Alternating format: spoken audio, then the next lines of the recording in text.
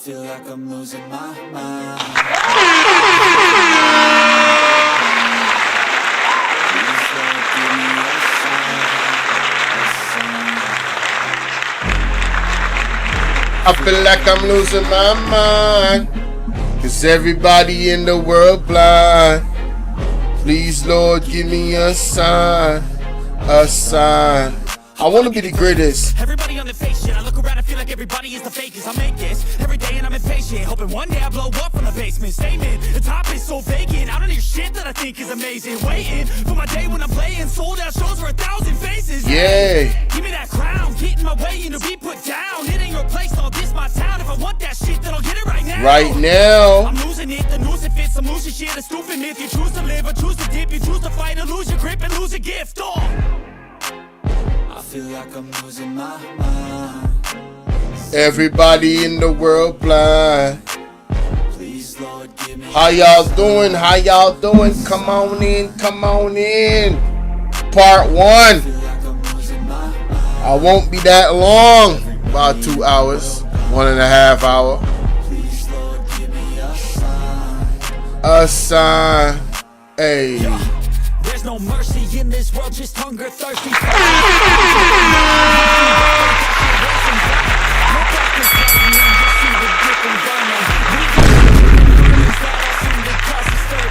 Let him cook.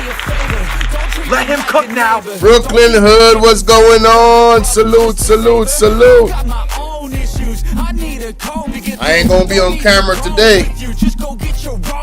Nah, I'm moving around. I'm shaking. Feel like I'm losing my I gotta check this out real quick. You heard me? body in the world blind. Cut the music. Hey, welcome, welcome, welcome. Without any further ado, it's your brother Bolo V&R. In case you didn't catch my previous promo videos, I had a live discussion with the leader of the UIC. All right. That is the third official political party here in Jamaica. He invited me on his platform. Oh, you're West Indian and your grandmother is West Indian? That's what's up. So he invited me on his platform, because he saw me go over the manifesto of the UIC. And he watched the video. He said, he invited me to have a discussion further on what the UIC is all about. And I accepted that invitation. He's a busy man, so, his schedule is what it is and mine is what it is. So yesterday at 5 p.m., this live was dropped. The link is in the description if you want to go and check out the UIC platform and check out the interview and, learn more about the UIC. I've committed to become a member. I'm going to become a member on there. Oh, on the Jamaica side, that's what's up. So I've committed to become a member of the UIC. All right. Shout out to all my West Indian family. Shout out to all my people in America, Africa, all around the world, man. Salute, man. UK, everywhere, man. Salute. The donation link is pinned. I don't know. I need somebody to check it to see if it's working. Because yesterday, Beautiful One was trying to donate and it was not working. All right. So I would love for somebody to check to see if that is working.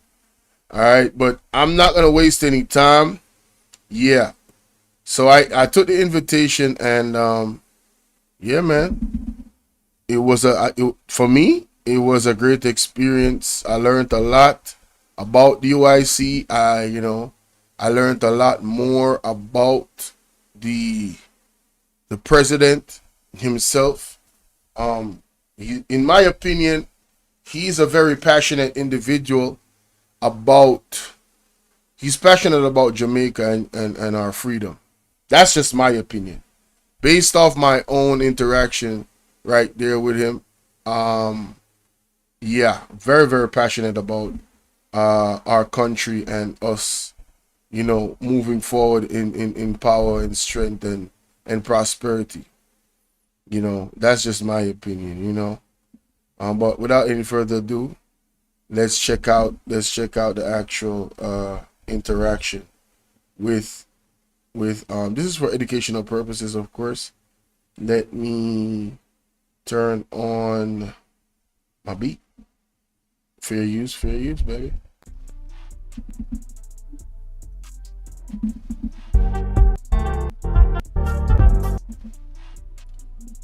All right. Welcome, everyone. It's your brother Bolo V&R. I've been invited by Mr. Patterson to have a discussion about, the UIC, the manifesto, and how we can move forward here in Jamaica. With them at the head of it, how that would look. I am a content creator.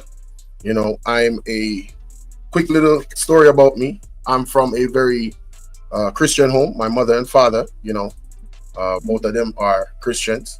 They believe in God, Jesus Christ. So I came up in a very stern home. So I'm a no-nonsense type of person, right? And where I see, things that need to be called out, I'm going to call it out. Whether it's the politician, it doesn't really matter. And that's how I ended up on YouTube. I was encouraged by people to start a channel because I used to go on platforms and share my views.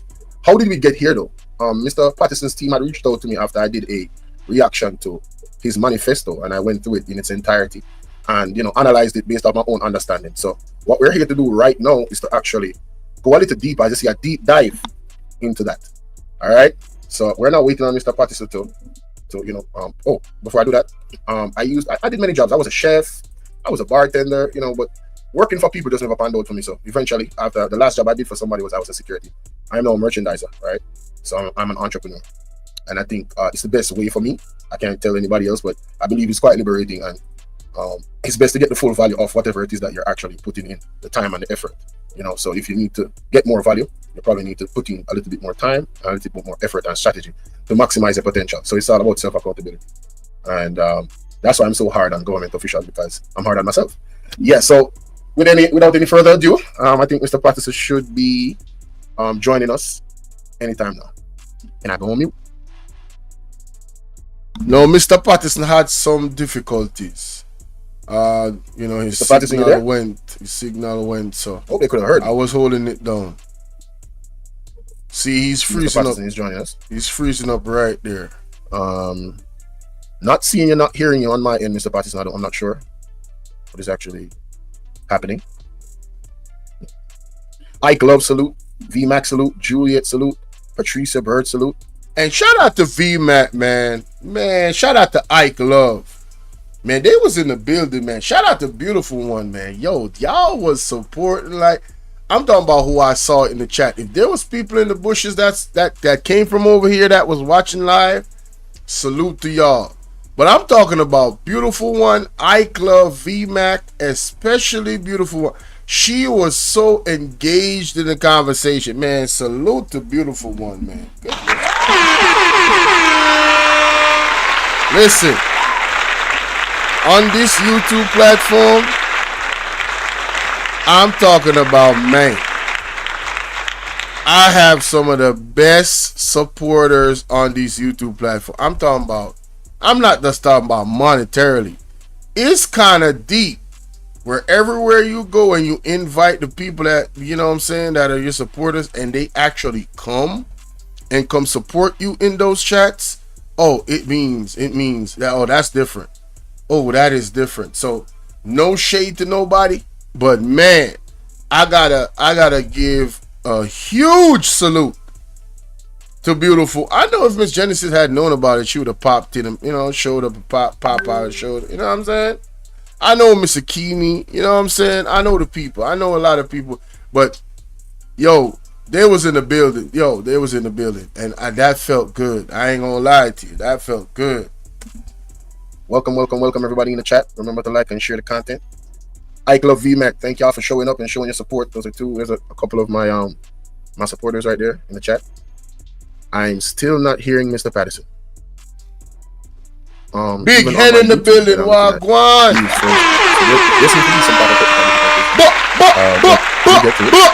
Turn it up this morning. It's Friday, baby. Yes, I think this conversation is very, very necessary. I want to give a little bit of credit to Mr. Patterson for even seeking me out to have the conversation.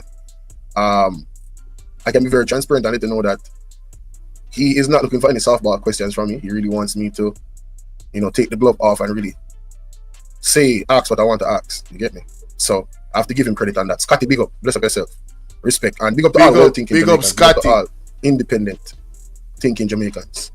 While I'm here, I would like to say I would encourage all of us to come out of the dual politics mindset. Feel your vibes. Big up yourself in general. I want us to get out of the mindset of having the orange and the green. I want to encourage you guys to move away from the conferences. And if you're even going to go to the conferences, go in neutral colors. So when you're going home, you're not targeted.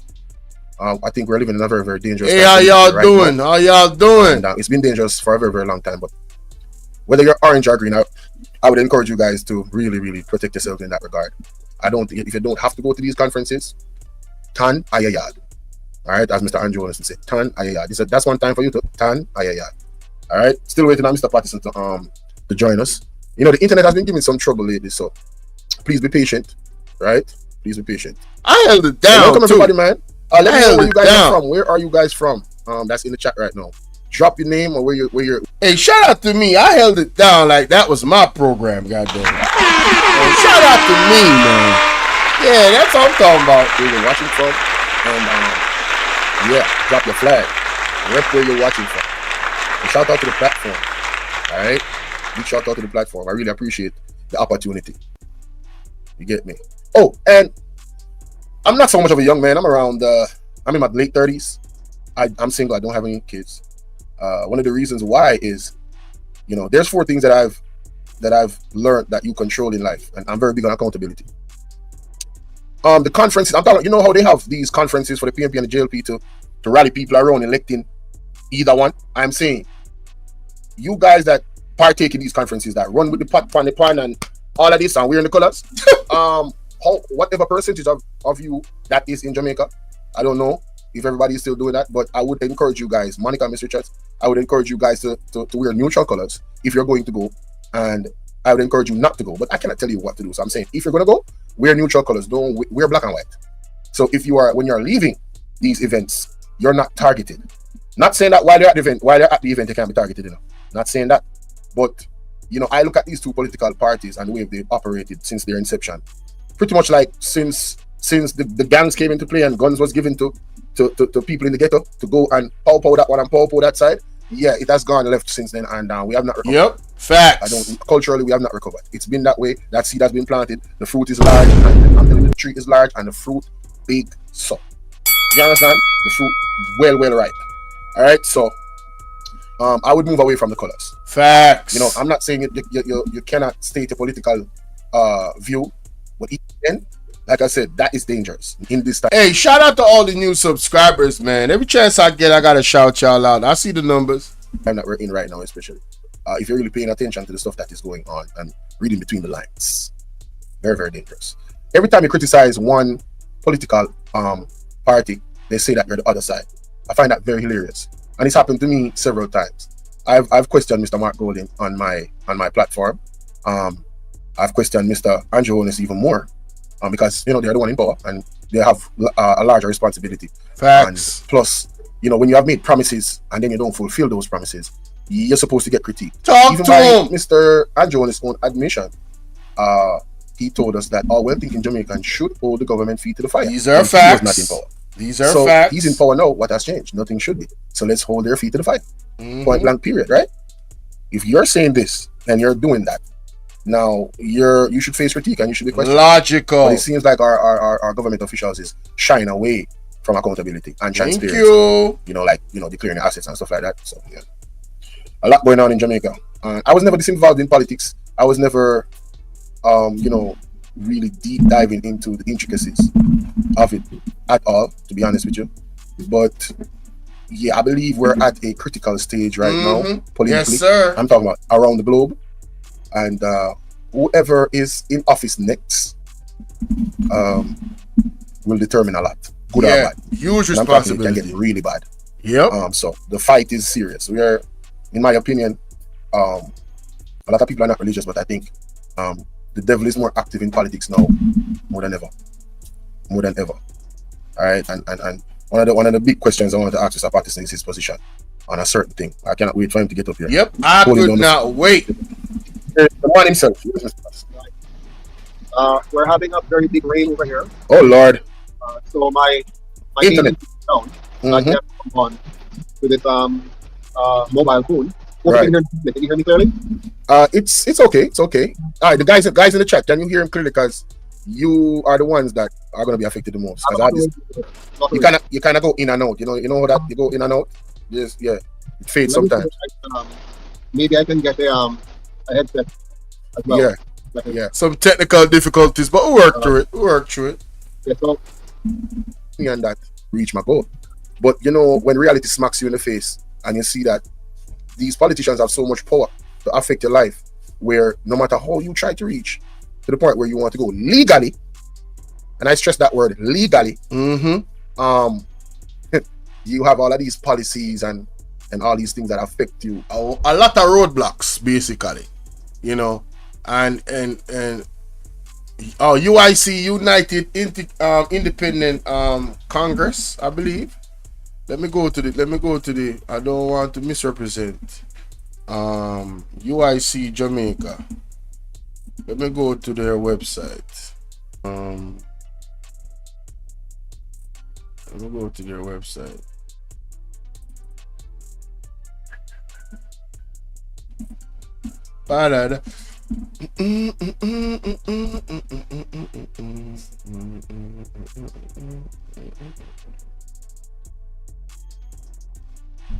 Let me go to their website. Oh yeah, I'm going to sign up as a member too. I'm going to sign up. I'm going to sign up as a member of the UIC. Most definitely.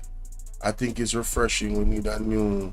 I think it's the United Independent Congress. I believe that's what it means. I'm not mistaken. What I'm going to do is I'm going to Google.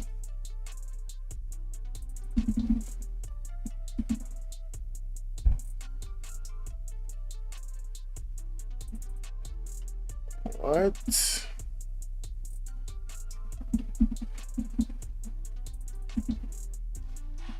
Let me play this in the meantime.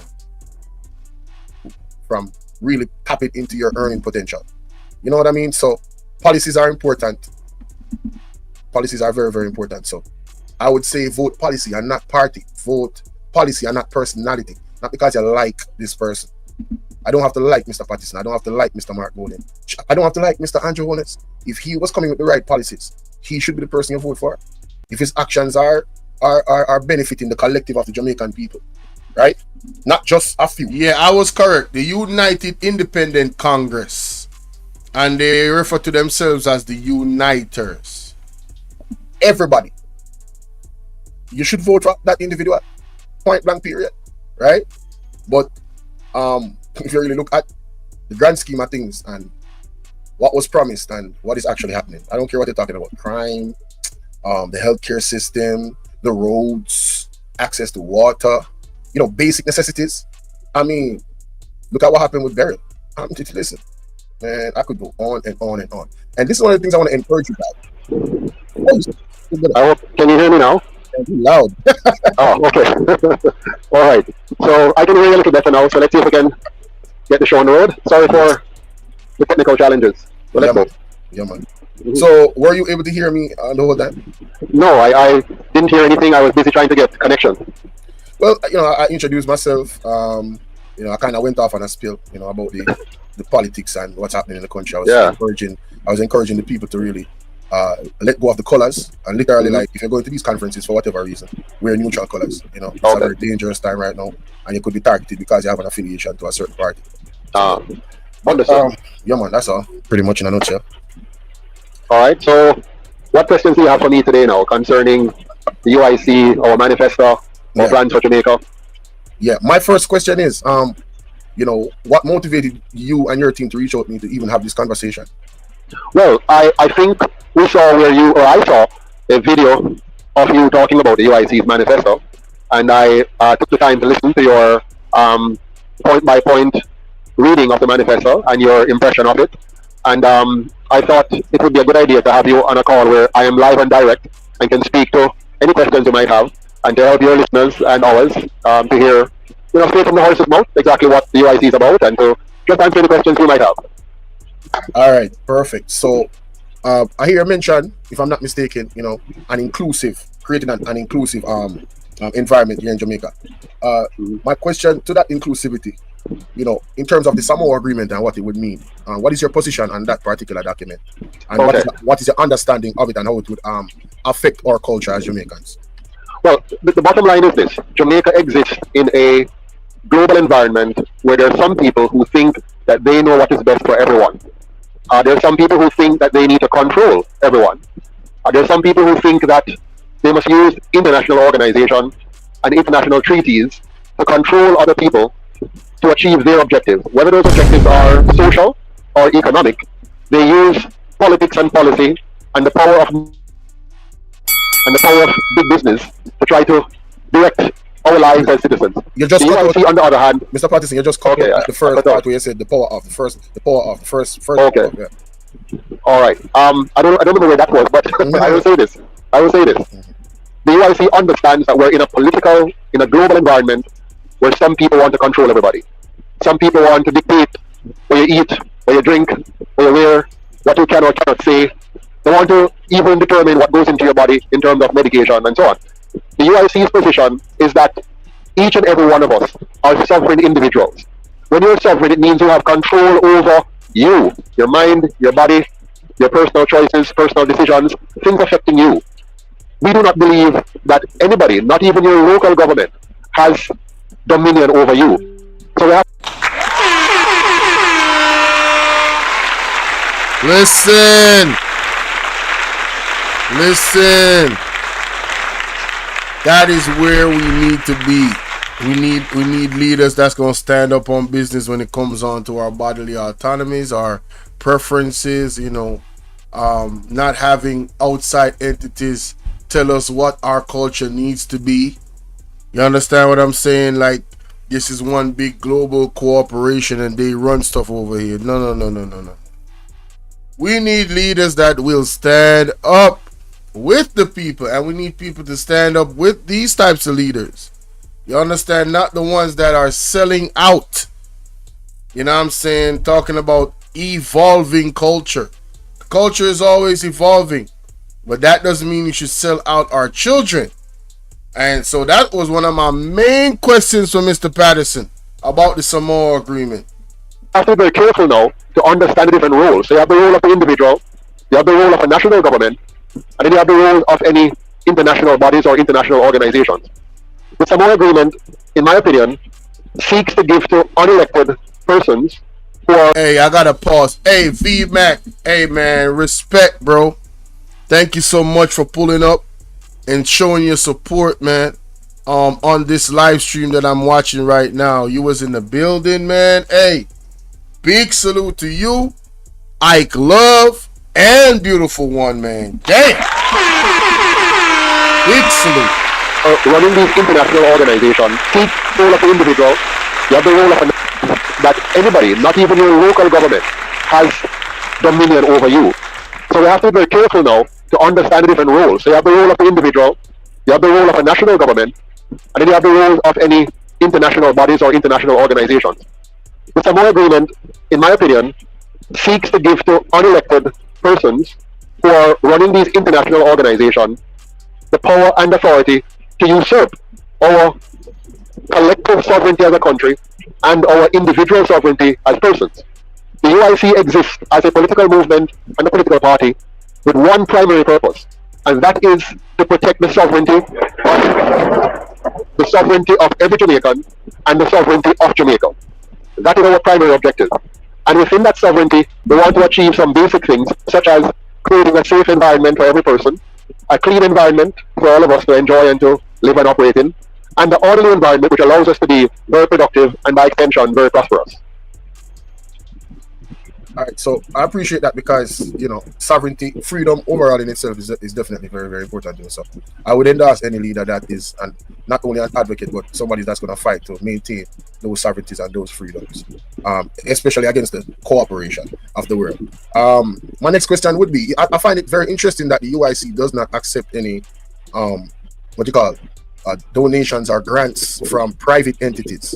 What was the reasoning behind that decision? I find it very unique compared to the other main political parties in Jamaica.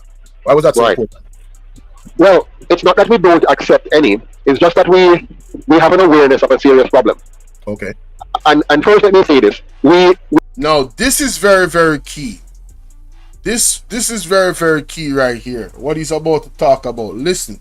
we are open to accepting donations from anybody who will not seek to change our mission, our vision, and our values. So if you're coming to donate to us from wherever you're coming from, you must be committed to the vision, the mission, and the values of the UIC. All right, so you see, that right there, in my opinion, is paramount. And why do I say this? The vision, the mission of the party, it shows you how important that is to the individuals that pretty much put it together. There was time and effort, there was a lot of thought put in it.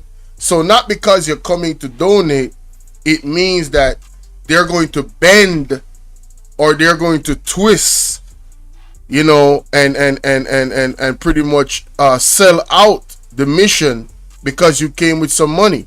I think that is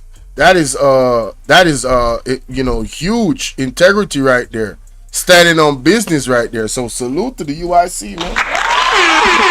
Salute to the UIC, man. For that, man.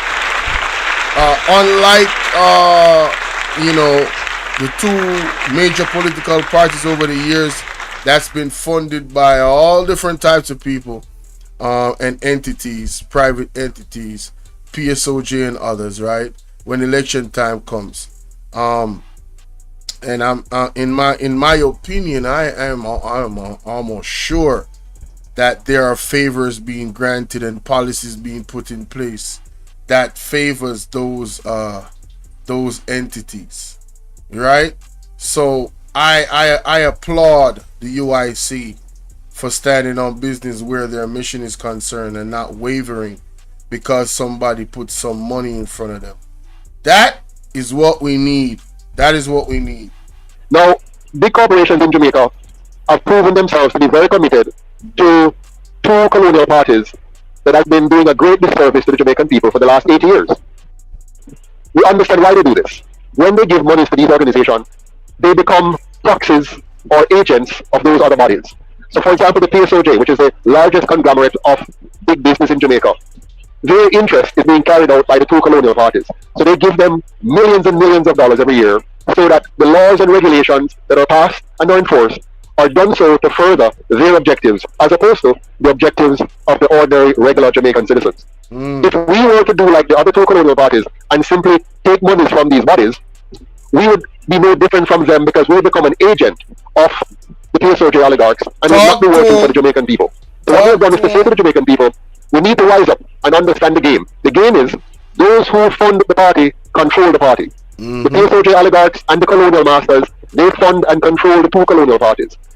There's no sense in having a third party that follows the same model because it means then you just have three parties that are controlled by the PSOJ oligarchs and the colonial masters. Right. So the UIC made the decision that our funding must come from the people.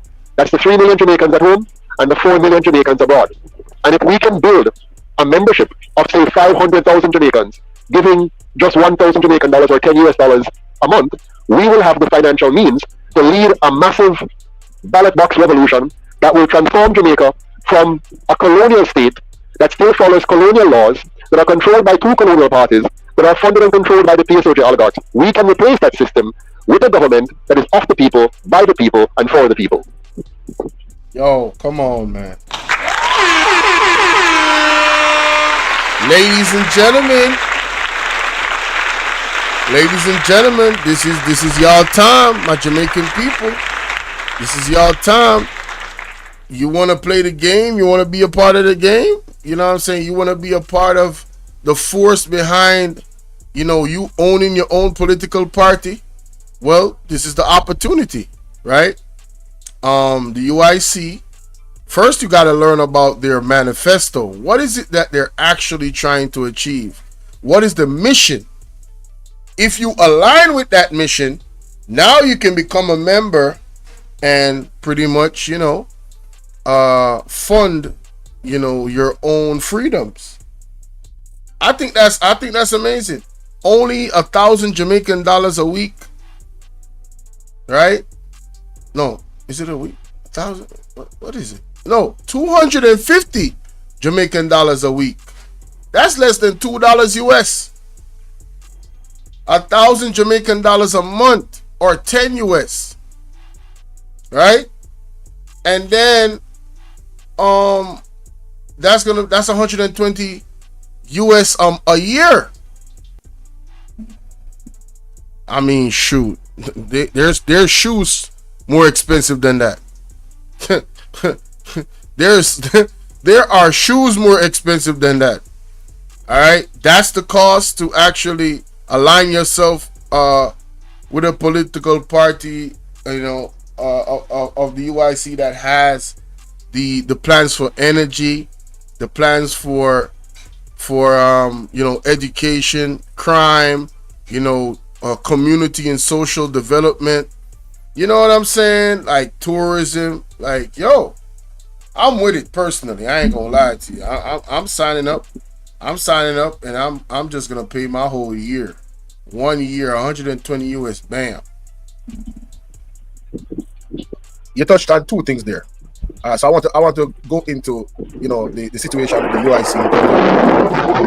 There was some type of infighting in the UIC at some point. There was some disagreements with, there was some people that were rolling with you, and they were very loud about it. And then I don't know what happened, and now they're not rolling with you anymore. So my question is, what do you say to people that look at that situation and throw you guys out of the race because you had that disruption in the unity within your camp? Yeah, well, it really, anybody who sees that situation of, let's call it infighting, backstabbing, attempt at disunity, anybody who sees that and then throws the UIC away is one of two persons. Either they are naive or they never really were a part of the vision in the first place. So the naive ones are those who think that a political movement is going to come about and disrupt the existing order, and it's not going to be attacked from within and without. We have a lot of history. It has been done to Marcus Garvey before. It was done to Malcolm X before. It was done to Martin Luther King before. It was done to even Shaka Zulu. Right? So if you look at the history of revolutions, the revolutionaries always have to be watching their backs. Because the very people who power with you, who push up beside you, are oftentimes agents of your enemies. They join you to destroy you. And so they have attempted to destroy the UIC from within. Now you have some people who are just misled. So let's say you have a person who is not very well mentally developed. When they see a little disturbance, they get turned off. They say, oh, see, it can't be from God because it's not running smoothly.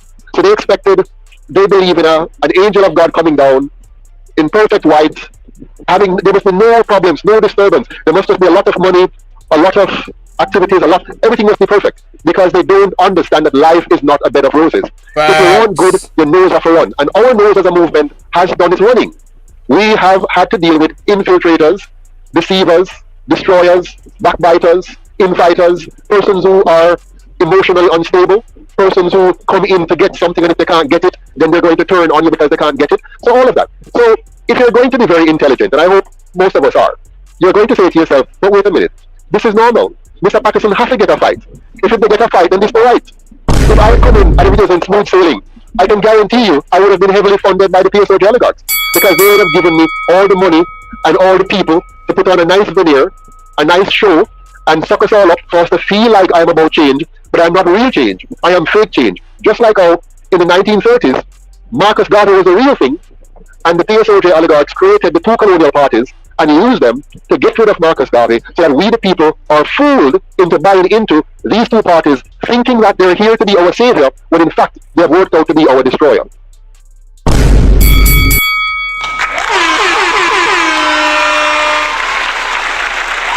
Hey man, listen, I gotta keep it a stack. I gotta keep it a beam. Marcus Garvey was definitely the truth. And you only hear these politicians speak, nicely of Marcus Garvey, but when you really deep dive into what Marcus Garvey was about with his political plan, and if you really read the stuff that he's saying they should implement in all areas, these politicians are not really going to go down that road at all. First of all, I know Marcus Garvey was big on accountability. So he would not have a system where, politicians want to take out impeachment, which means they would not be held accountable for any, wrongdoings. They would not go to prison. They would not go to jail. Marcus Garvey was definitely about that life. He did not play. He did not play. I believe, and some people might say I'm extreme. I believe if you are a public servant and you steal public funds, you should go to jail for treason. And treason is a different type of crime with heavy punishment. Sometimes those punishment can even reach and boil down to your offsprings. I believe if we do that, you won't see a lot of people trying to, engage in corruption. Alright? Once you commit treason against the people of Jamaica and the families of Jamaica, and it's hurting the collective, you should go to jail for treason. I think that should be in the Constitution, right? You should find hard times, even your family, especially if family members are involved directly or indirectly in your scheme or whatever it is that you was actually doing. Yeah, they should get hard time as well. All right. A lot of people might say, no, that's harsh. Listen, if you want to snuff out corruption, you got to bring the iron goddamn fist. I'm telling you right now, these people are too comfortable with solicit enrichment activities, acronism, cronism. They are too comfortable. If the punishment was that much harsher, ooh, Lord have mercy. Man, listen, they would think 1,000 times before they try that ish. Hey, I can't even cap. That's facts. There's going to be infighting at some point, and sometimes egos will play a role as well, and that's not just males, even females have ego too. So, I get that. You mentioned something about elections here in Jamaica. It's been well documented that the electoral process has been smeared multiple times with corruption. Ballot boxes being missing and all of that. What plans, if you were to, be elected and go in power and the party was to take over governance of Jamaica, what plans do you have to make that electoral process one that is more smooth and more effective and more accurate and, transparent? That's a very lovely question, and one that I hope our listeners and viewers will allow themselves to understand. The problem that Jamaica has, first and foremost, is the very system of politics that we have embraced, that we have been misled to embrace. So we've been led to. You notice how Mr. Patterson answers questions?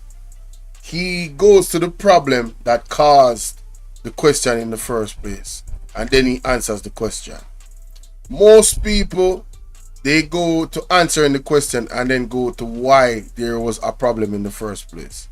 Alright? So you really have to listen to what he's saying. To embrace a politics called partisan politics, whereby we divide ourselves into two tribes and we fight for the rest of our lives for scarce benefits and spoils coming out of who wins power. Now, why would we do that? It's because we've designed a model of economics whereby only those who are highly connected will get the most out of the economy. So if your party win, you will get contracts, you will get special benefits, you will get positions. If the other side party win, you're losing those benefits and the other side go and get it. That's the model of governance that these two parties have given us. It means then that when it comes to election, that's a serious and deadly matter for some people because them bread upon the line. And if they lose the election, 5 years of drought, and if they lose the next one, 10 years of drought, because our economy is not designed to benefit all Jamaicans based on merit, based on your individual productivity. It's designed to benefit you based on how corrupt you are and how connected you are to corruption. So the UIC wants to change that model entirely, and that will change your politics as well. So here's how you change the model. First of all, you must have a 100% publicly funded campaign finance system. What do I mean by that? Right now, if you are running for position in Jamaica, you can be funded by various means privately, which means the two parties control the economy in Jamaica, so they control the money. So the Patterson oligarch fund those two parties and fund their candidates. That means the bulk of Jamaica's money available for campaigning comes through private hands, which allows them to control the party and control the candidate. Okay? That means no matter which of the two parties you vote for, those who are funding it behind the scenes are them own it. So if you vote for the orange, you still get the Patterson oligarchs. If you vote for the green, you still get the Patterson oligarchs. So that's how the political system is designed. Now we want to change that by making it 100% publicly funded. So every candidate that qualifies, we want to have standardized qualification requirements that includes competencies and experience. And once you meet those requirements, you will get the same access to newspaper, radio, television, internet, town hall meetings, and debates.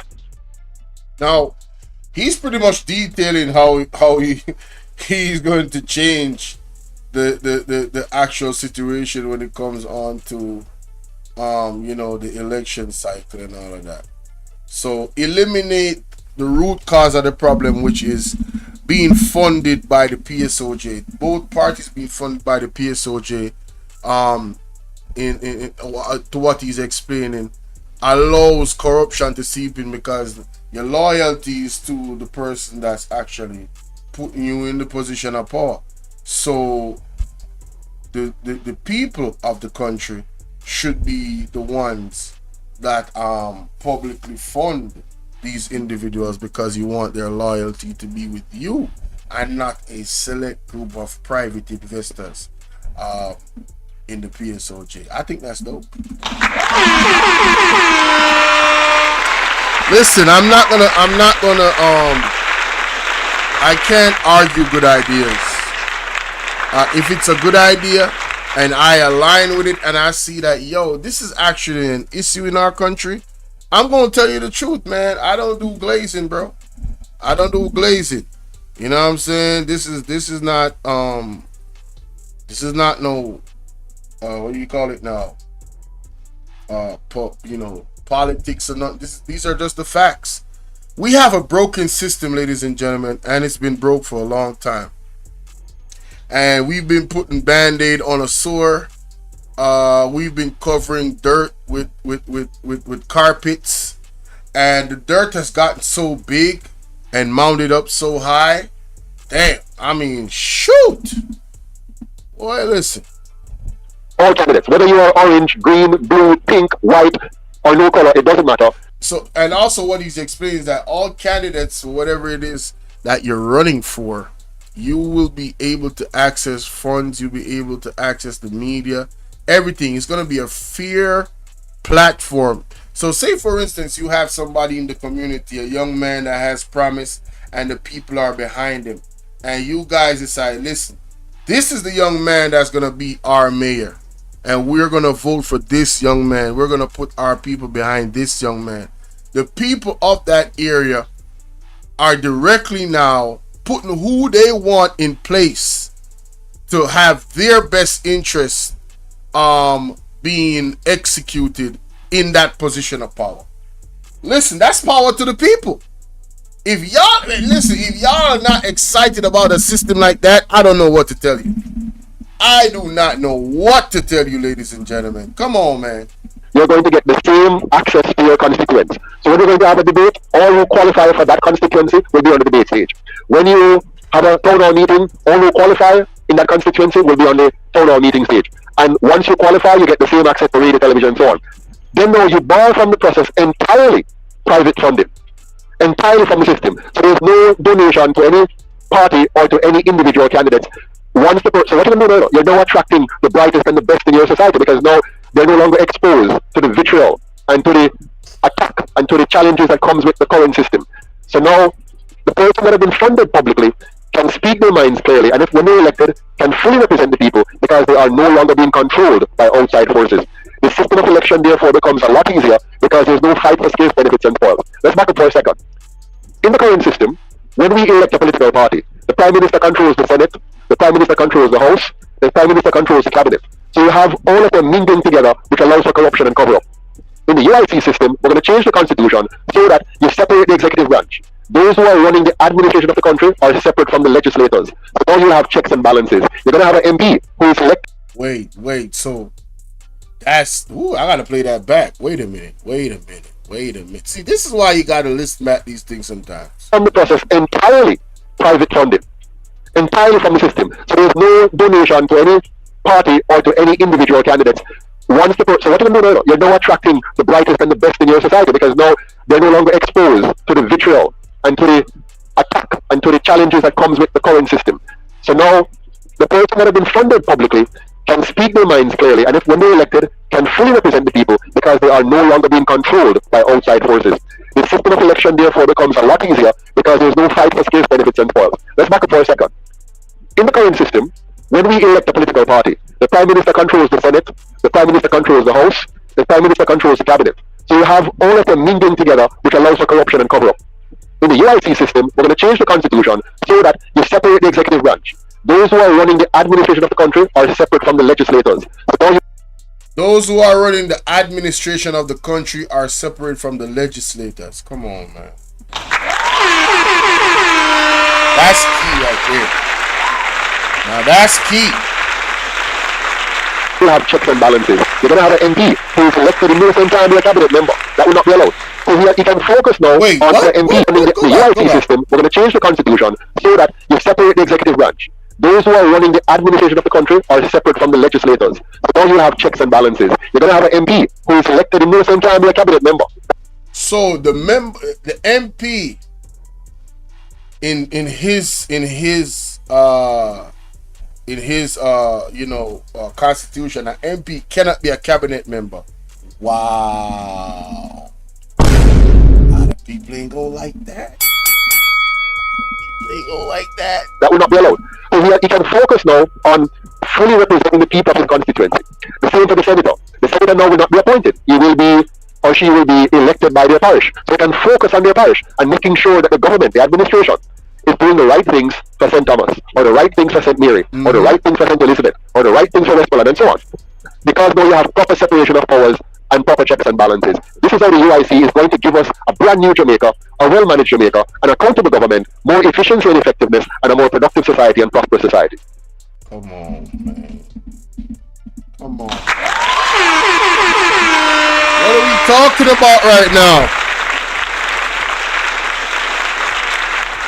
You're gonna have 12 different, 12 different, what's the name? The name, I forgot the name, but I'll say an MP then, right? Each parish is gonna have that individual that focuses directly on the parish. What is it in the parish that you guys need done? Y'all need roads, water, That is their only job. And that's what they're going to be judged by, paid for. And if they don't do their job right, the people are going to get them out. All right? So you're talking about a system of accountability, right? When you do that, it's no making excuses. Oh, it's this person's fault. And no. You're going to get the funding you need, right? And you're going to have to show where did those funds go. You're going to be directly responsible for how those funds are used. And like I said, I believe there needs to be a level, all right, where if people really go out their way to steal the money and not do what it is for the collective, treason needs to come in, man. People need to be locked up for treason and face harsh time and harsh punishments, male or female. I don't care what gender you are. Yeah, that's your ass, Mr. Postman or Mrs. Postman. That's where we need to get to, so people can really take their job seriously and understand, you know what? I don't really want to become an MP under that system because, I don't want the consequences of messing up. So I'm gonna stay far away from that one. See, because with great power comes great responsibility. And the last part is, with great power and great responsibility becomes great reaction to not taking care of those responsibilities. Consequences. You feel me? Shout out to Will. From that explanation, I see similarities with how the USA structures their, that separation of power thing you're talking about. Is that accurate? Is that accurate? Yes and no, because I don't want people to misunderstand. So let's take a look at the US. The US system still has partisan politics. Yeah. The UIC system is a non-partisan constitutional republic. So in our system, the new constitution. Now, for those, I'm not going to pretend that everybody is just literate. Alright? And I'm going to pretend that I'm a fool. Alright? For everybody's sake. Non-partisan. What does that mean? It means lack of bias, especially towards any particular political group. So he's saying that the UIC is going to be a non-partisan political party. There will be no bias. Everybody gets a fair shake. Everybody gets the tools they need to actually do their job. And there's going to be separations of power and checks and balances to make sure that if you go out of line, yeah, that's going to be, consequences for your actions. Period. And I love it, man. I love it. I love it. Well, let's look at the US. The US system still has partisan politics. Yeah. The UIC system is a non-partisan constitutional republic. So in our system, the new constitution will not make any provisions at all for political parties. A party may exist, but for example, when you go to the Congress, the UIC Congress, no longer a parliament, when you go to the Congress, you sit alphabetically in a circle. You're not sitting as the green sitting here, so, and the orange sitting here, so, and the blue sitting here, so. Wow, so that might seem like a little thing. You guys are going to sit out in alphabetical order. So that eliminates this group thing. So you're just sitting beside the person that's, your name comes after them. Interesting. I kind of like it, Alphabetically in a circle. You're not sitting as the green sitting here, so, and the orange sitting here, so, and the blue sitting here, so. Because all of the MPs now will be on the same level. Regardless of which party you may belong to, you have the same access, the same authority, and the same support system as an MP to fully serve your constituents. So unlike what we have now, where we have a divided parliament into two, and MPs on the governing side are in a stronger position than MPs on the opposing side, that's done away with. So the US still have that partisan divide. We will not. Wow. So everybody, all the MPs is gonna have the same power, regardless of what independent party they might be a part of, or any other two main parties. Yo, I love that. Man, listen. Have that.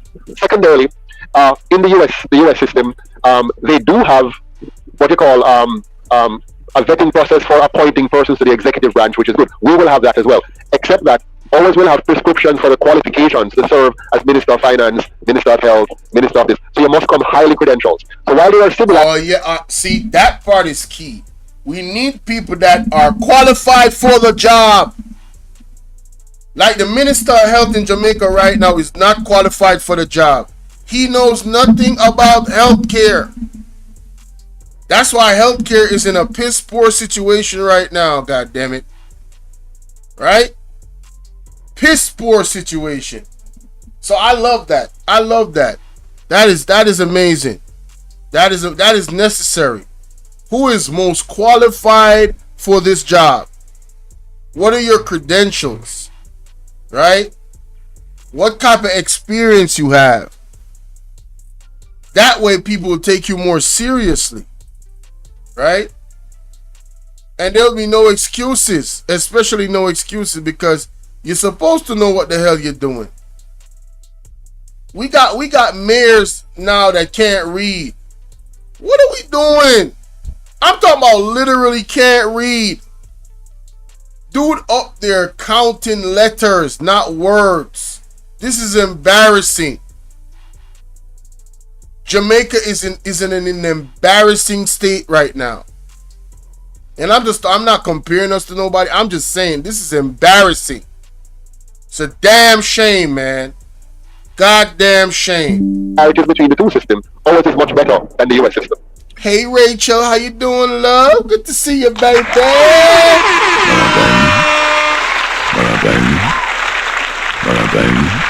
Good to see you, Rachel. Miss Banks, what's going on with you? How you doing this Friday?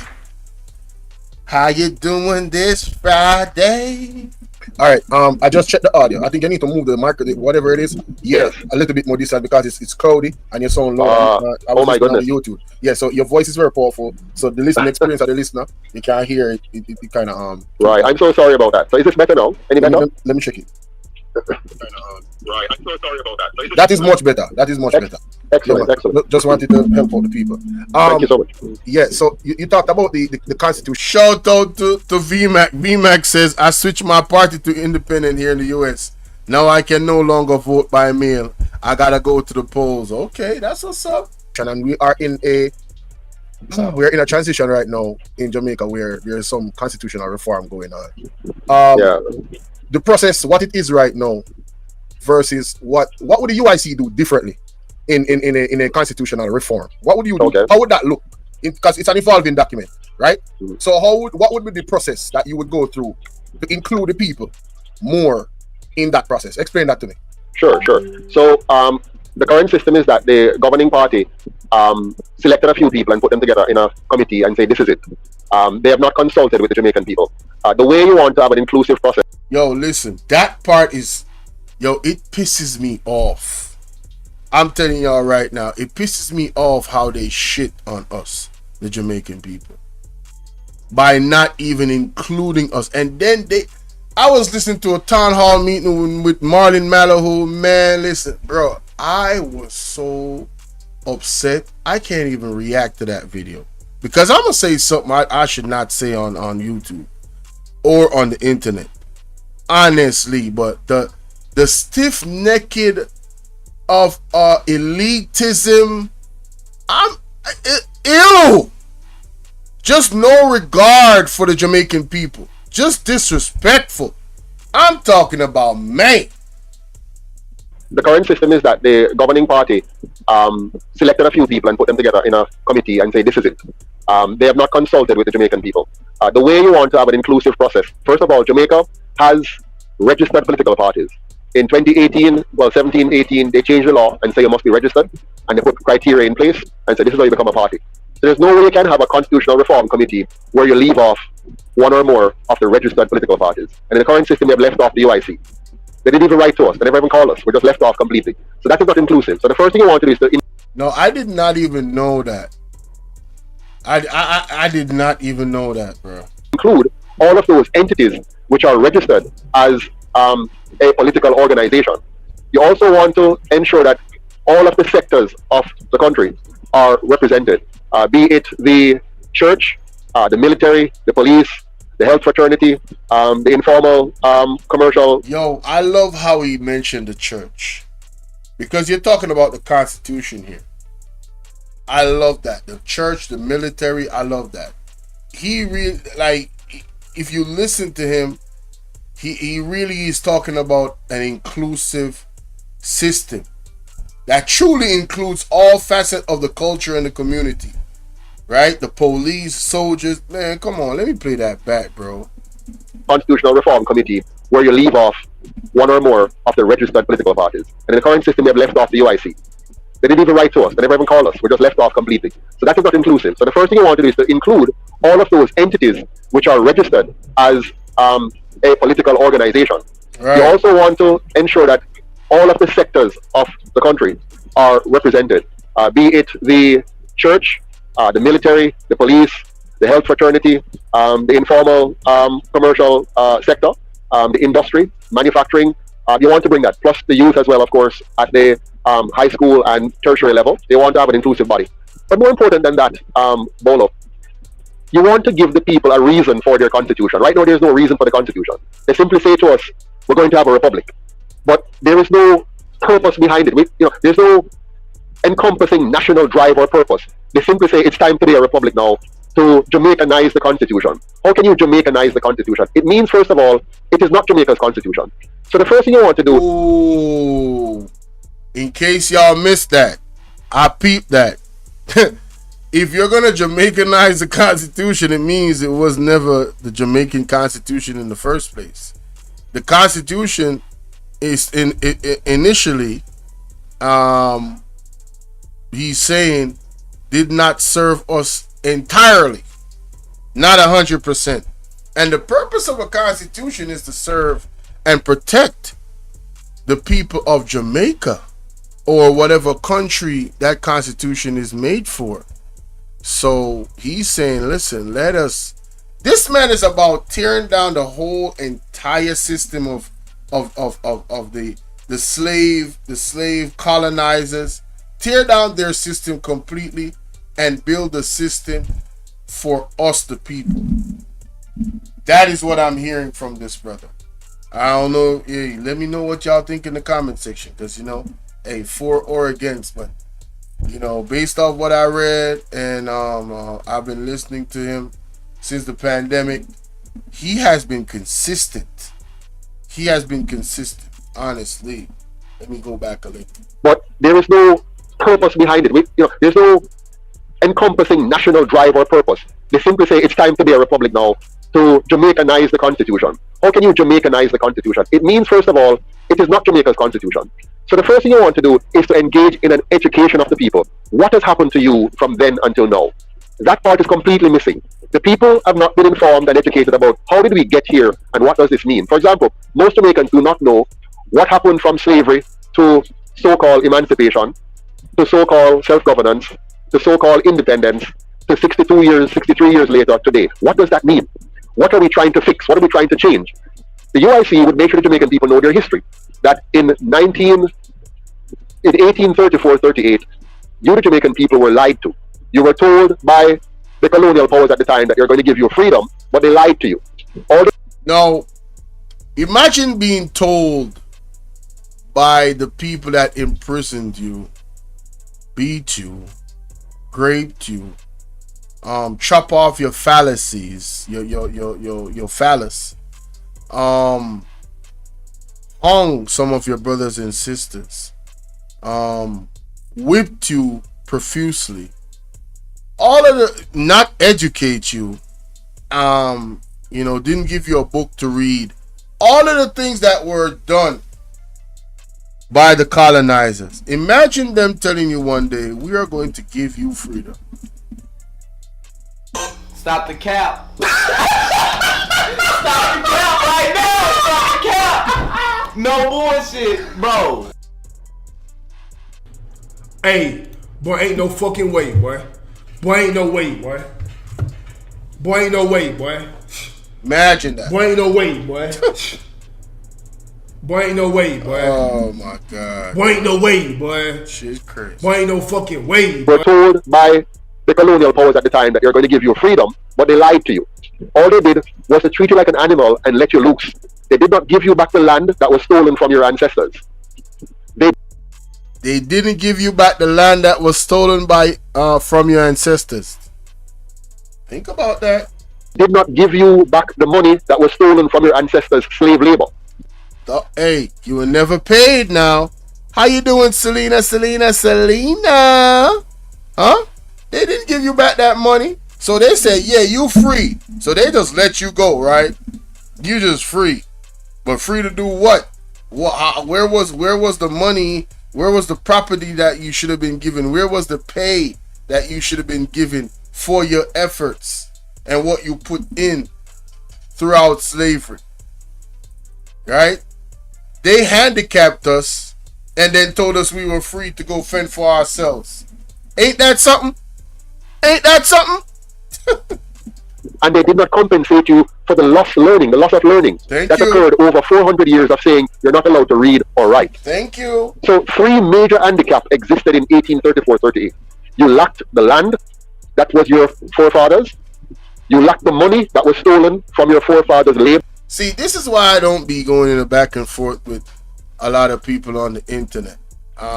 That's just me, I'm gonna leave that out, especially black people, because I don't see you as my enemy. You understand what I'm saying? The people that are the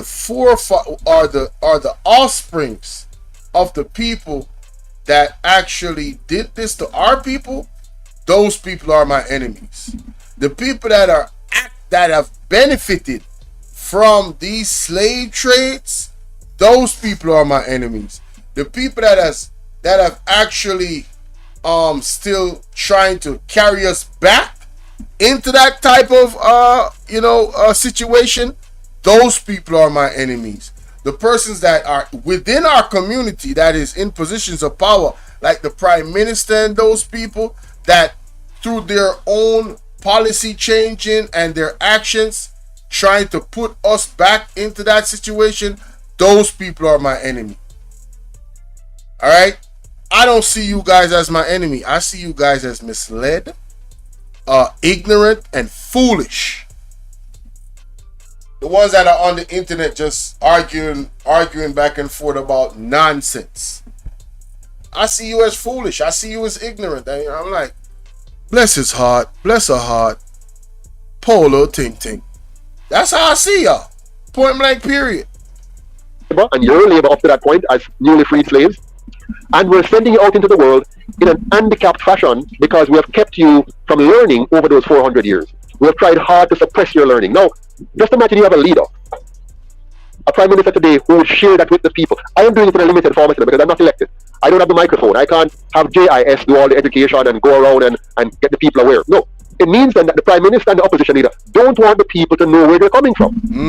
Because if the people know where they're coming from, they will have a better idea of where we need to go. Knowledge is power. So they made sure you don't know that emancipation is a lie and that we should not celebrate Emancipation Day.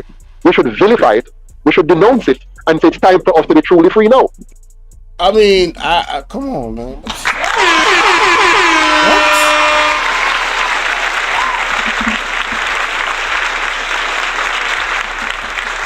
Now, it's not the same emancipation as that dude now. I'm talking about emancipation in the true meaning of the word. All right? Freeing someone from the control of. That's what it means. So freeing someone of the control of another, especially, Lord have mercy, a country, a system, right? Liberation, right? The act of liberating someone or something. All right, so that's what emancipation is all about. Bob Marley said, emancipate yourself from mental slavery.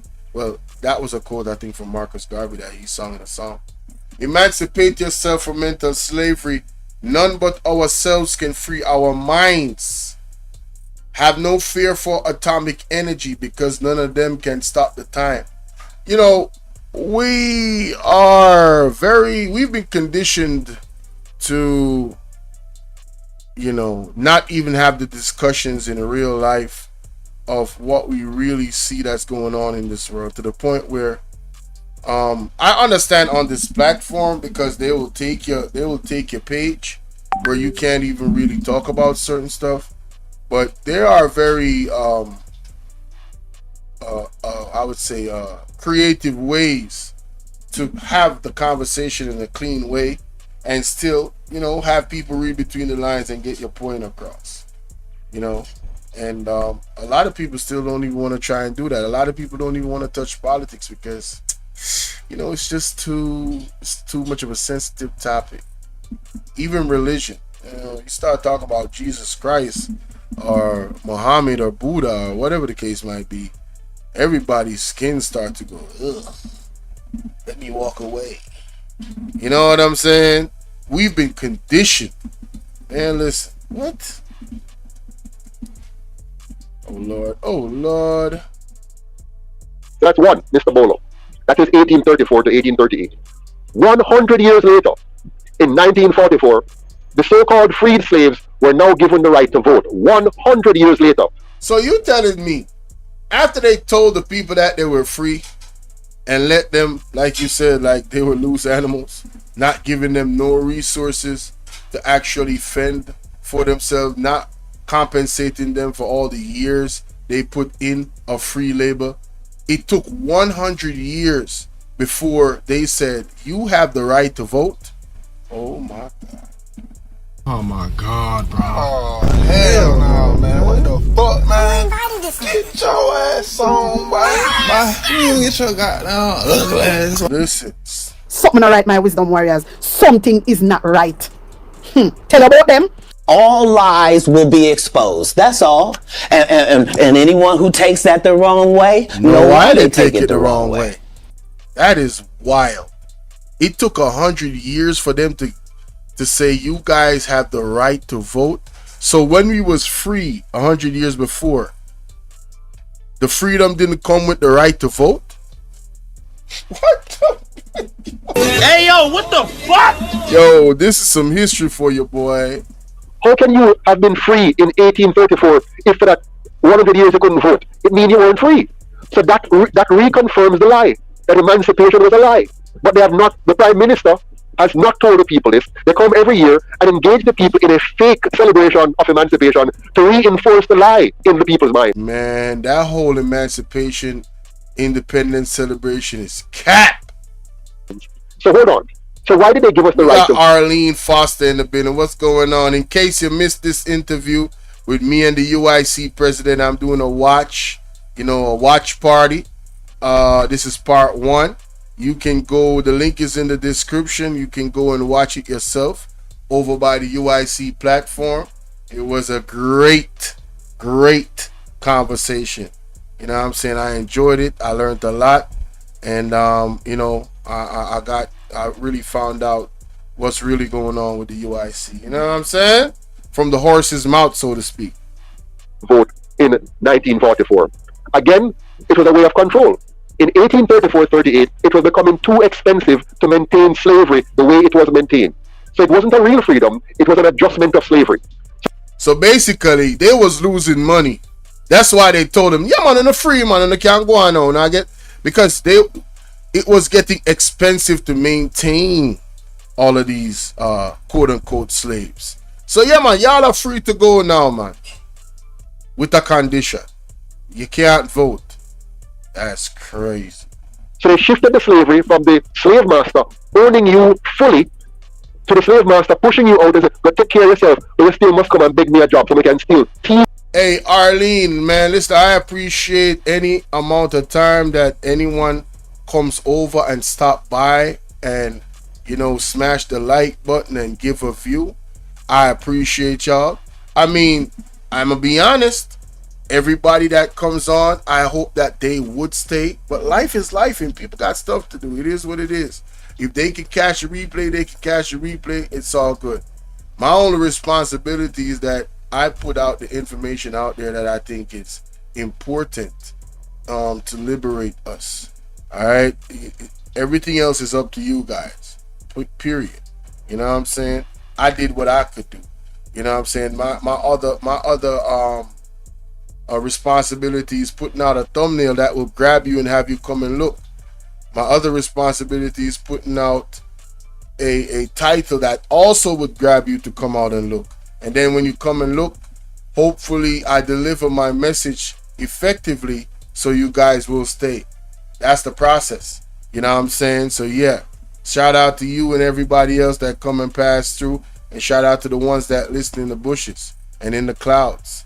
And shout out to the donators, to the ones that take the time out to appreciate the content to the point where, you know what I'm saying, they bless up the platform monetarily. Special shout out to those people. All right? Appreciate y'all. Thief your wages, thief your labor, but no, you have to fend for yourself, find food for yourself, find house for yourself, and find somewhere for catch and whatever. So they trick the people into becoming more desperate, but feeling like they are free. You follow me? And so now, in 1944, when the people... I'm following. Now, that is a psychological... I'm talking about... That is... Whew, talk about mind games. Lord have mercy. Good. When the people catch on to the lie somewhat, because they still never fully understand it, but they're feeling the lie. So they don't know the lie now, they can feel the lie, right? So when the people are feeling the lie now, they start to bundle a few more places and chop up a few more people and do some negative things. So what they did now, let's appease them some more. Let's one love. Give them a fake democracy. So in 1944, they gave them the right to vote. But guess what they did? Even though the people can vote, they control who they can vote for, and they control the back end. So the people, if who they vote for, making the wrong move, the governor from England can overturn the wrong move. You see what I'm saying here? Yeah. So they have a governor in the background that will still control things. They then eventually make him a governor general. But governor back then, and then they say, go vote, man. And while they tell you to go and vote, they have a behind-the-scene thing now called the plantocracy. This is the PSOJ back then, the richest people in the country who control the land and all the resources. They now, behind the scenes now, will shove some money in a certain groups and make those groups powerful and to beat down the other true groups now who really want to bring real change. Beat them down. That's how they beat down the Marcus Garvey and beat down the other independent thinkers. And then bring forward now the two colonial parties and see that you now have a champion. You have two champions now, eh? You have this green. So basically, the powers that be from the inception gave us the choices that we could choose from.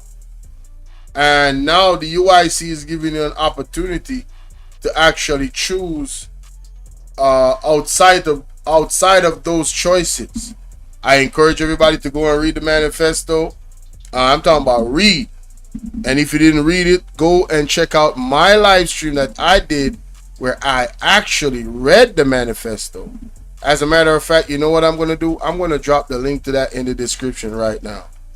Champion, I have this orange champion, and the people now get excited to the point where they did exactly what the colonial masters wanted. They start to throw stone and sticks at each other, and then they raise machetes at each other, and then eventually guns at each other, and you get the two tribes now crystallized.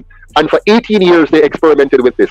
From 1944 to 1962 they experimented with this and see it works very well. The people buy into it. The people have surrendered to it. The people believe they will follow Bustamante till they die. They will follow Joshua or Norman Mandel or whoever, and the people bought into this messianic situation now where they worship these two white-looking men at the top of these two parties and just buy into it. And so by 1962 now, that system is working for 18 years, between 1944 and 62. The people now start to agitate a little bit more again. Agitate. Remember, you know, fake freedom, 1834. Right. Fake democracy, 1944.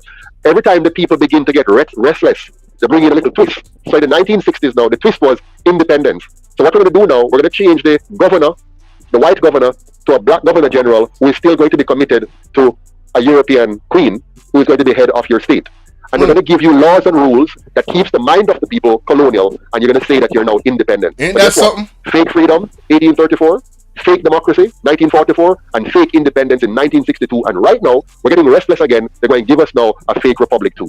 Damn. I did not know that. I appreciate the conversation. Man, I did not listen. know that. Impeachment, accountability. Man. Yo.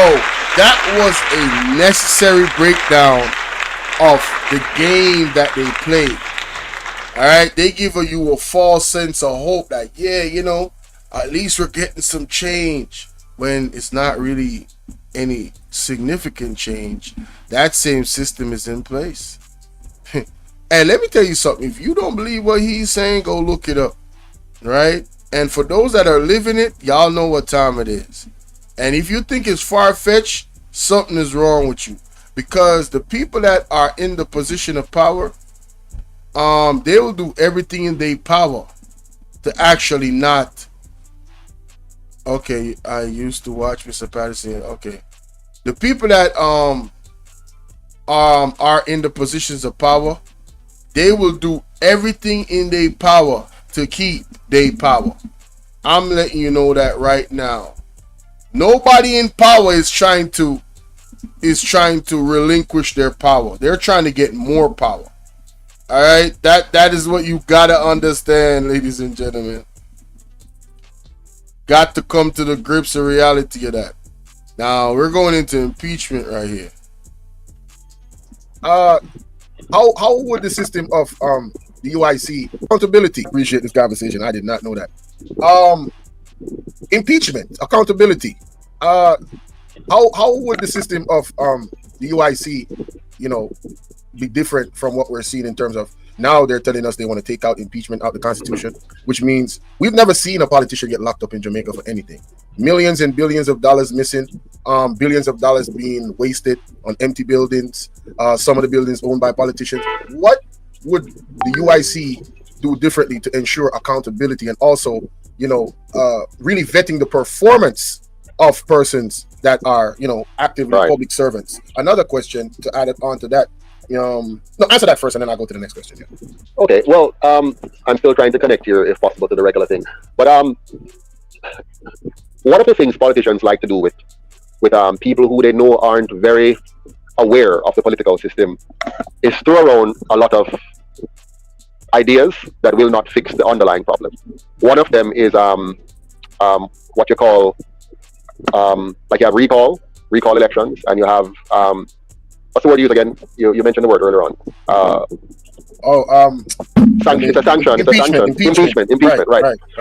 The best form of impeachment we can have, and I am for having an impeachment clause where you have a process whereby the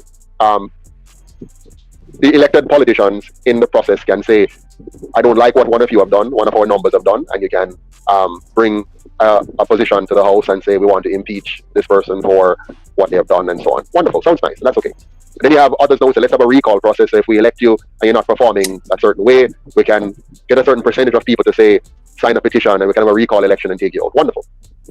Those are after the fact corrective measures. I prefer preventative measures. How do we prevent you from doing the wrong thing? And here's how you prevent. First of all, understand what's wrong with Jamaica today. And what's wrong with Jamaica today is that the very design of the Constitution, the very design encourages corruption, the very design. So as an accountant, I'm a CPA, and part of my professional training when I'm working with a company to figure out how to put in place effective internal controls, meaning how do you separate the functions so that the different players in the company hold each other accountable naturally. And you have to have strong collusion, and there's less likelihood of collusion because of how you design it. So here's how the No, in dealing with money and finances, yeah, that's key. That is key because you know you gotta have a certain type of mind to be able to put a system in place to prevent collusion or prevent that from happening. You got to be tactical. So he has experience in that area, very large amount of experience. So yeah, that would bode well. Hey, Arlene, bless up, man. Respect. I appreciate you. You heard? No joke. Appreciate you. So let me go back a little bit and listen to this again right here. People to say sign a petition and we can have a recall election and take you out. Wonderful. Those are after the fact corrective measures. I prefer preventative measures. How do we prevent you from doing the wrong thing? And here's how you prevent. First of all, understand what's wrong with Jamaica today. And what's wrong with Jamaica today is that the very design of the Constitution, the very design encourages corruption, the very design. So as an accountant, I'm a CPA, and part of my professional training when I'm working with a company to figure out how to put in place effective internal controls, meaning how do you separate the functions so that the different players in the company hold each other accountable naturally. And you have to have strong collusion, and there's less likelihood of collusion because of how you design it. So here's how the UIC designed the system different from what we have today. In the today's system, as I said earlier on, you have the parties are being funded by outside forces, by private forces, which means their loyalty is misplaced. If you, Mr. Bolo, were to be given $18 million to run in the next election by, say, 3 companies in Jamaica, right? When you win, you know for the next election coming, at them same money I hope for to fund you. Your mind is not going to be free to focus on your constituents. Right, your mind, exactly. Your mind is going to be on what more to do, because when they say to you, Mr. Bolo, we want you to push this particular agenda in Parliament. I know you're close to the Prime Minister. I want you to push this particular thing to happen. I want you to turn a blind eye to this particular thing that's happening over here. I don't want you to talk about this thing over here, because that's $18 million you get to run in the last election. So the UIC wants to fix that problem by nipping it in the bud, taking that away fully. So the big guys with the big money, whether it's Arlene, I would love for you to call in. You said, I would love for you to call in. You said, sorry to say, this man isn't honest. You need to know that, but it's all good. He's speaking some facts. What is he not honest about? You know, I've been seeing a lot of pushback from Jamaicans in diaspora, and in what you call it, in Jamaica as well. I would love for you to call in and let me know what is it that he's not honest about, and where can I get the evidence of this dishonesty.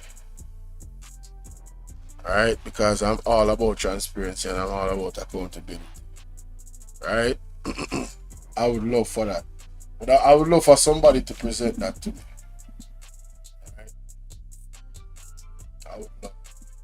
because I did ask him about the situation with there was a breakup between him, not him, but you know, in his party there was some issues.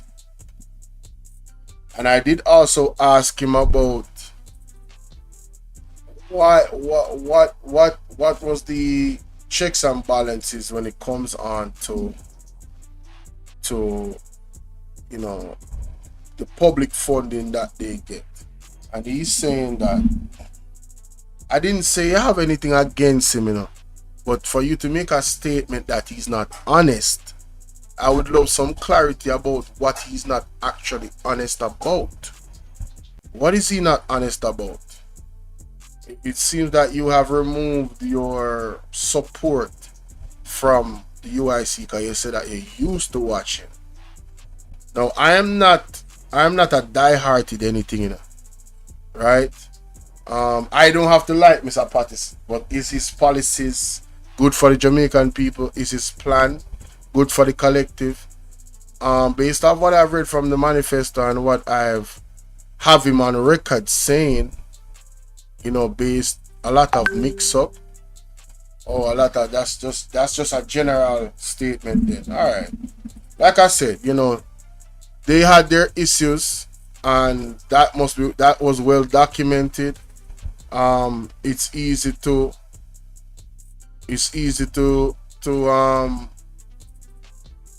try and tear down somebody that is trying to achieve what he's trying to achieve because he's going against the status quo.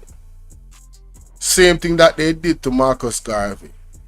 Marcus Garvey was trying to empower the people, and the CIA or the FBI, one of those two entities, used infiltration methods to actually tear down the Marcus Garvey movement, and they were successful. They actually got him the first Jamaican, I believe, to be deported. Such a great man. You know, such a great man. And they used a misdemeanor. They used fraud allegations. I won't say misdemeanor. They used fraud allegations that has to do with money. And if I'm not mistaken, the issues that they had with the UIC, wasn't that about money as well? See, we have to really try to use our discernment for one, and also really look kind of deeper. Look at the message that the UIC came out with. If the UIC was to get any traction with the two political parties, you know what that would mean for Jamaica? Somebody does not want UIC to get any traction. And they have done a good job so far because, you know, you have people that have already moved away from them and not trust this man because of that scandal that came out. So mission accomplished. Mission accomplished. You know what I'm saying? But when you weigh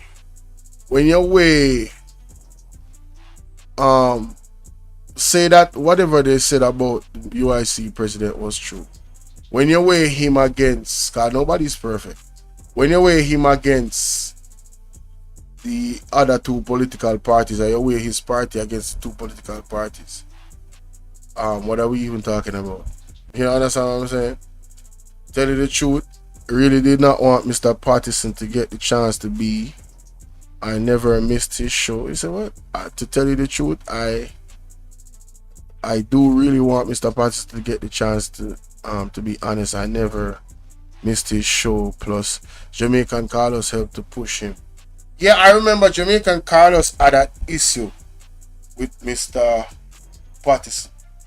At that point, I wasn't so, you know, I wasn't watching Jamaican Carlos that much.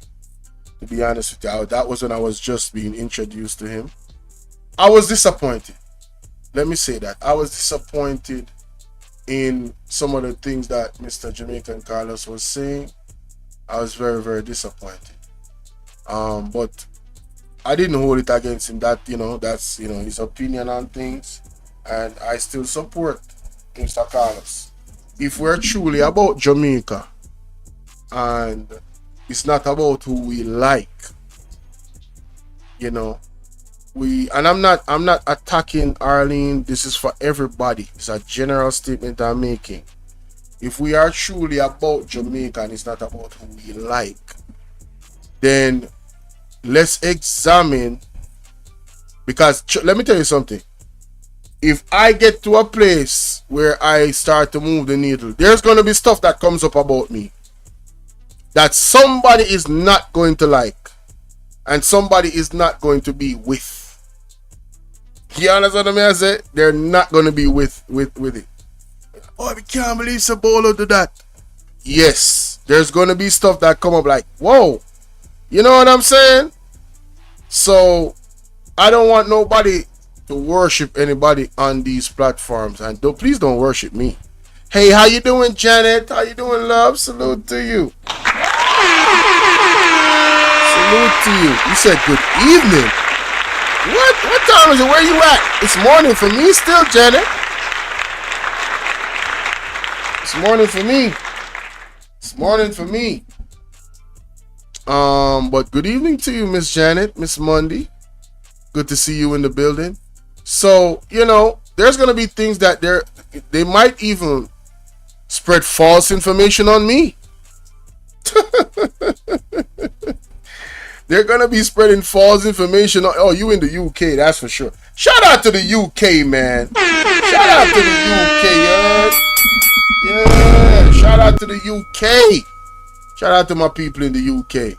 But yeah, if I get to a place where I start to move the needle, they're gonna bring out false information on me too. I'ma just let y'all know that from the jump, so y'all get prepared. Anybody that is about freedom, empowering the people, they're going to send their own people to attack them. I am telling you. This is the same game. It's either they do that or they literally try to take them off the face of the earth. Those discredit them, right? Tear down their character so people don't have belief in them anymore, or they take them off the face of the earth. So I want you guys to be very mindful of these attacks, these methods, these chess moves that these elites be doing to people that stand against the cooperation. Because remember, Butcher said this in an interview the other day. Jamaica and these countries are corporations and the leaders are CEOs. I appreciate you, Arlene. Thank you. Salute. They're CEOs. Right? So, hey, I want y'all to think about that, man. Just a thought. You know what I'm saying?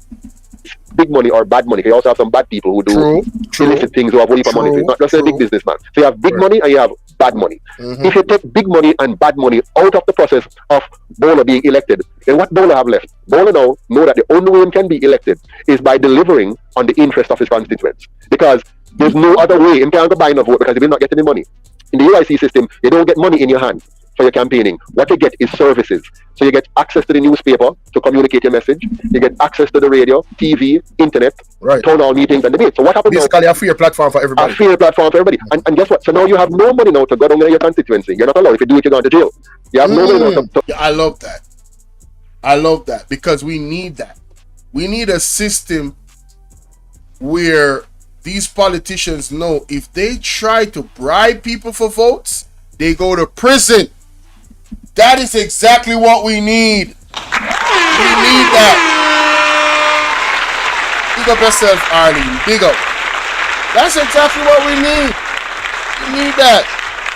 To buy a liquor, to buy a food, to buy a sheet of ply, to give some hog food, to buy some blocks. Those things are outlawed, completely outlawed.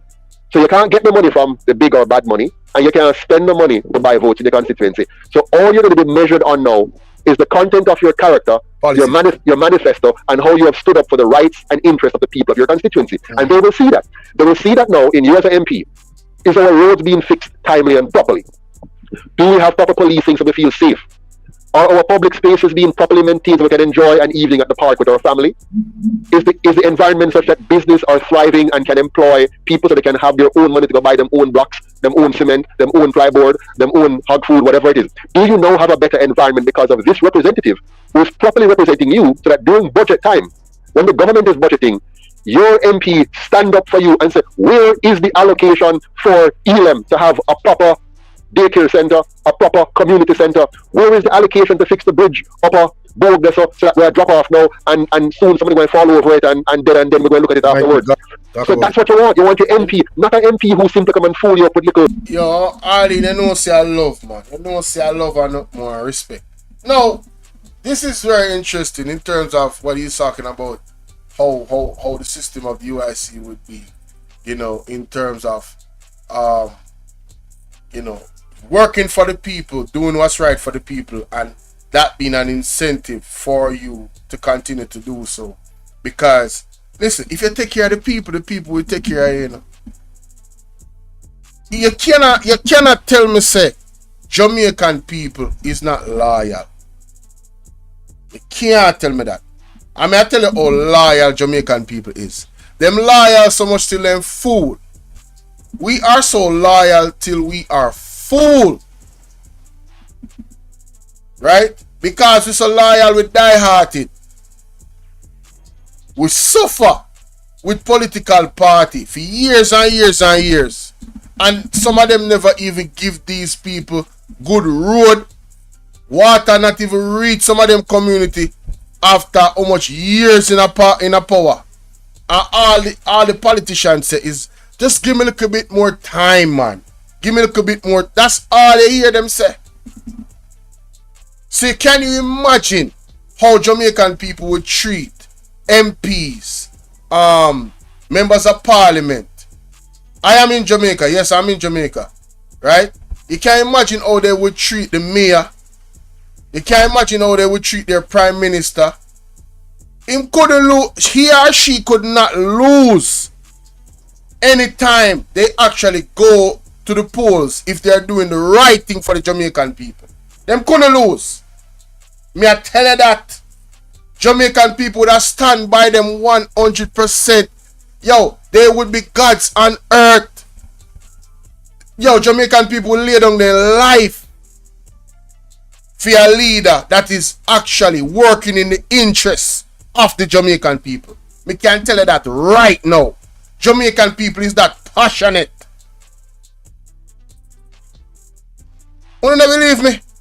You guys don't believe me? The culture of listen. Do you? Oh yeah, I am.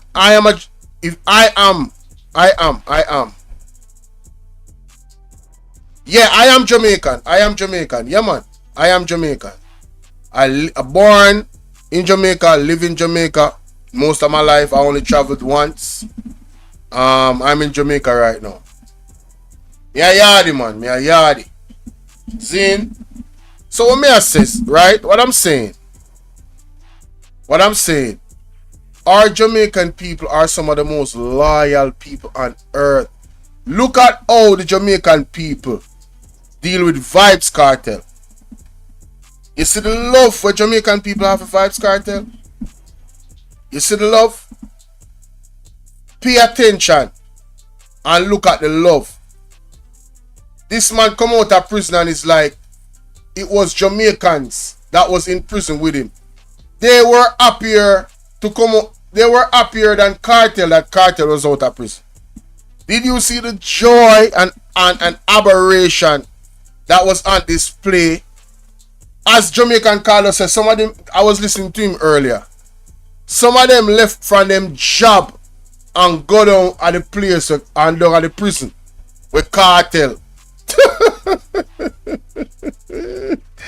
Them go from them job. May I tell you, and a joke, and a serious thing Carlos when I say, come in the day in the chat, a real thing matter.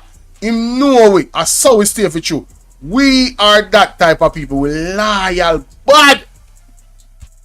So you can imagine if the politicians really took care, and I'm talking about not just a few people, you know. I'm talking about the collective. There is no politicians could have sleep with them door open without police and soldier. Let me tell you, let me give you a perfect example. And it's not just Jamaican people, I believe it's African people overall. And shout out to Jamaica Carlos because he was the one that exposed me to the leader of Burkina Faso, Mr. Ibrahim Traoré. Right? Ibrahim Traoré has been under attack several times. There have been assassination attempts. Right? Why is that? Because he is 100%, as a matter of fact, 150%. Right? I know it's 100 is the limit, but this man is at 150%. In past God mode in terms of working for the people of his country. I think Bolo is live. If right. Anybody has Bolo's cash out? Can you drop it in the chat? Because I pay my taxes, bitch. Let's go. Let's go. Bald Head Wayne tip $20. Salute my brother. Hey. Bald Head Wayne, turn me up. Us bald head brothers got to stick together. You hear me? Salute for the donation. Yeah. Let's get it.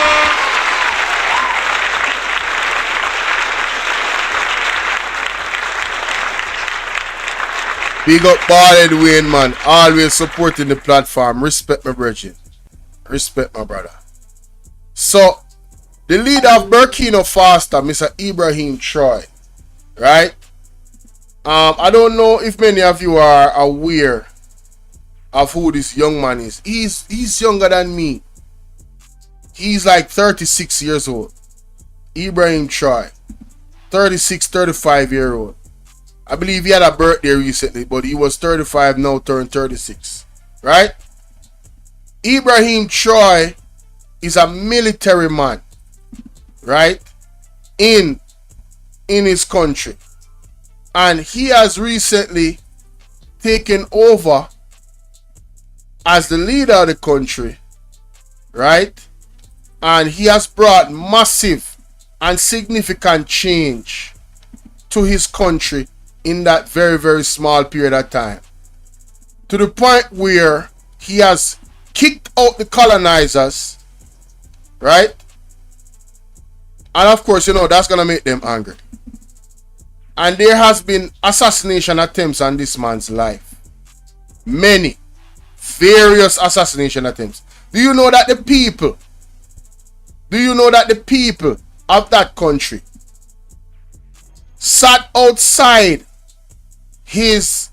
I think there's a castle there or something where the politicians would stay. These people sat outside there to protect this man with their own life. I'm talking about regular people, you know. No guns, no nothing, you know. Regular folks of Burkina Faso. This is the loyalty that leaders get that actually do right by the people of their country. This man is loved and beloved in Burkina Faso. Alright? The change that he has brought to his country in the smaller, he has invested in agriculture, bought all types of equipment, trained the people of how to use it, fertilizers, all that. So the first thing he did is to have food security, invest in food security.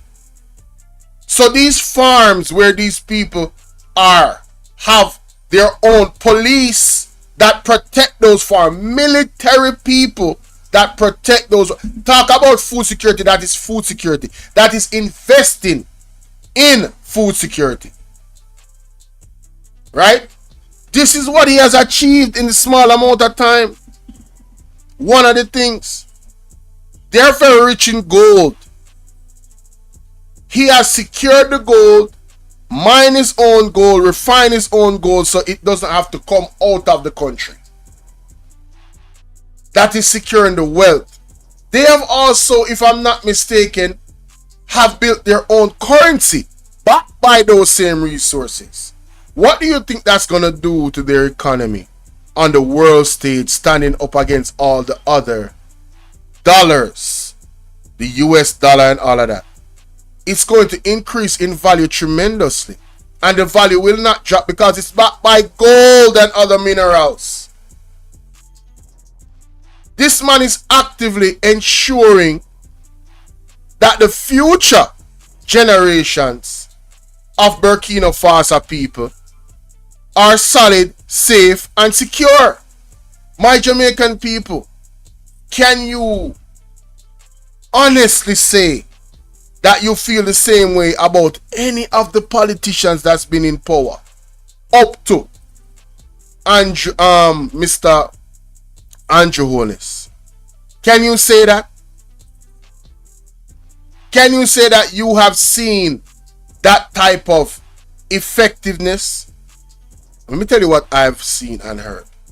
I've seen a lot of shady stuff that's gone on, a lot of questionable stuff, a lot of scandals, a lot of fraud, alleged fraud. I've also seen a lot of blame game being thrown by either side. I honestly thought that Mr. Andrew Holness was going to be different, but he has went out of his way to carry us back to 18 years ago and otherwise. When if you go down that rabbit hole, you can go all the way back from the first time the JLP was in power ever and what they did with that power. Right? So when you start playing the blame game, it doesn't serve us. Yes, Ibrahim Troy is his name. I know a lot of people don't know his name, so that's why I did the picture with his name on it. Ibrahim Troy. That is the president of Burkina Faso. This man, like Talk Your Mind TV said the other day, this man is a king in a earth. A king. You understand? He is totally against the corporation. He is not a system man. He only cares about what is best for the people in his country. Not just in his country, but in the entire continent of Africa. He has united with the Niger people and the Mali people. And they're stretching their hand even further. They're being very strategic and they're being very intentional. And he understands the forces to which they're up against. This man is not sleeping. This is a leader. I wish that this man could be in Jamaica and be the leader of Jamaica. I really wish that. I mean, he is also a Christian man. He is religious. He speaks about it all the time. You understand? Very, very powerful brother, man. So I don't want, you see, my Jamaican people, when I hear them say that the Prime Minister cannot do anything, it angers me. Because there's always an excuse, there's always a loophole to remove the responsibility of what a leader is supposed to be in any country. When you compare Mr. Ibrahim Troy to the record of Andrew Holness or any other leader that has been the Prime Minister here in Jamaica, ladies and gentlemen, when I tell you this man is not interested in even borrowing money from the IMF.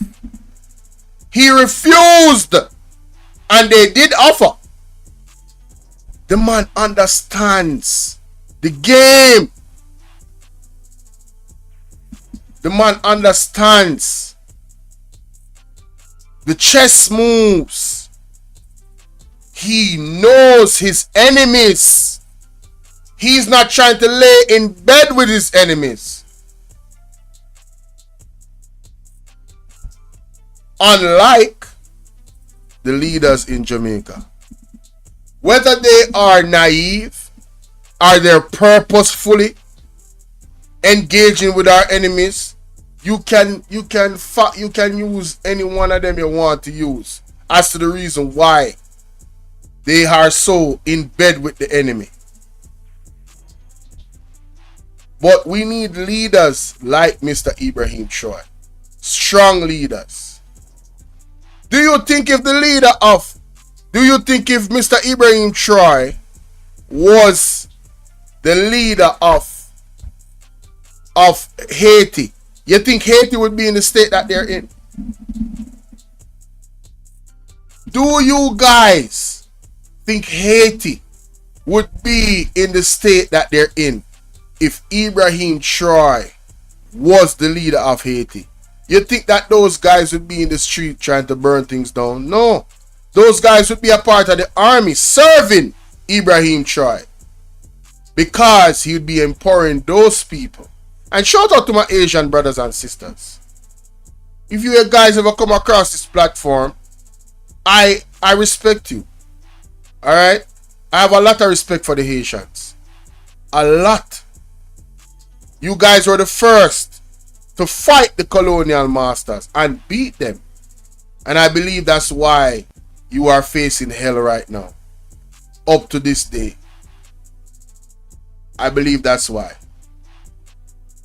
They have not forgiven you guys for that. And they're doing everything in their power to make sure that you guys continue to suffer. 1 second. School vouchers and nickel food things, 1, 1, 2, 2, 5, $5,000 here and there, but you live in sufferation for 5 years, bad roads, bad school, bad hospital, bad everything, but you get $5,000 at election time. So now we want to change that, Mr. Bolo. So what you have now, instead of you having to look to recall, the design of the system pushes your MP to truly represent you. And then now look over to the Senate. Right now the Senate, they are rubber stampers. The senators are appointed by 13 by the Prime Minister and 8 by the opposition leader to be their rubber stamp voices in the Senate. They vote based on party line. They don't vote for the interest of the people. So the UIC mash up the system there. Here's how we do it now. Every single senator is elected based on their parish. So 1 senator for Portland, 1 senator for St. Thomas, 1 senator for Kingston, 1 senator for St. Andrew, 1 senator for St. Mary, 1 for St. Elizabeth, 1 for Manchester, 1 for Westmoreland, 1 for Hanover, 1 for St. James, 1 for Trelawney, and so on. So what you have happening now, when the lower house makes a law and send it to the upper house that we call the Senate, you have 14 perspectives on it, meaning how will this affect the people of St. Thomas? You see how many years now St. Thomas is left out in the cold? Oh, yeah. That wouldn't happen under our system. Because under our system, you'd have had a senator there from St. Thomas who said, where is the allocation to make sure the people of St. Thomas have a good road, have a good hospital, have this, that. And the person from St. Mary, the same thing. And the person from so you don't have a balanced budget. Big up yourself, Arlene. Big up. Balanced planning. Balanced implementation. So rather than looking forward to impeaching somebody or recalling somebody, let's make sure the system works up front. And guess what happened now? Let's say you have an MP who's lazy. Him not do no work. Him not represent you. And you have a senator who's lazy. Them don't do no work. Guess what? Come the next election, remember, there's nobody to fund their fake campaign to go buy votes. Now they have to stand in front of the camera and go to town hall meeting and face the people. And the people, where did they all this time? Whatever. And here what happened now? They have no money to put out fake campaign ads now and all of that kind of stuff. They have to stand on their record. And they have to stand before the people. And the people will make a decision whether you go or you stay. So what you have done with this, Mr. Bolo, you have now made it, you have incentivized. Arlene, you don't know, respect. I appreciate you so much, you know what I mean? Trust me, no joke. No, incentivize your MPs, incentivize your senators to do a good job today rather than waiting for an impeachment tomorrow. I like it. Prevention is better than cure. Yes. This is a hype. Alright, so I'm going to end it off there at the hour mark. I did an hour. This was a 3-hour live. I will be doing part 2 at some point. You know, today is Friday, so I gotta do some stuff. I got things to do. And you know, later on this evening I will be going live. There's a lot of news in Jamaica that I need to cover and give my my 2 cents on. There's been a lot of moving parts. Yeah, there's been a lot of moving parts, a lot of crime, and I need to give a little bit of update about the new developments that have come out of, you know, the situation with the situation in Clarendon. Trust me. Man, oh man, Jamaica. Let us pray, let us pray, let us pray, let us pray, let us pray. Let us pray. All right, thank you, Arlene. Thank you, everybody that came through. You know what I'm saying? V Mac. You know what I mean? Selena. Rachel Banks. Yeah, man. Big Hen. Big up yourself, my general. Respect for pulling up. Brooklyn. Salute. My West Indian brother. Salute to you. All right, man. I ain't gonna drag this. I'm just gonna leave it off right there, and then next time, part 2, I'll just continue where I left off. So thank you guys so much for your time. Do remember to like, share, and subscribe.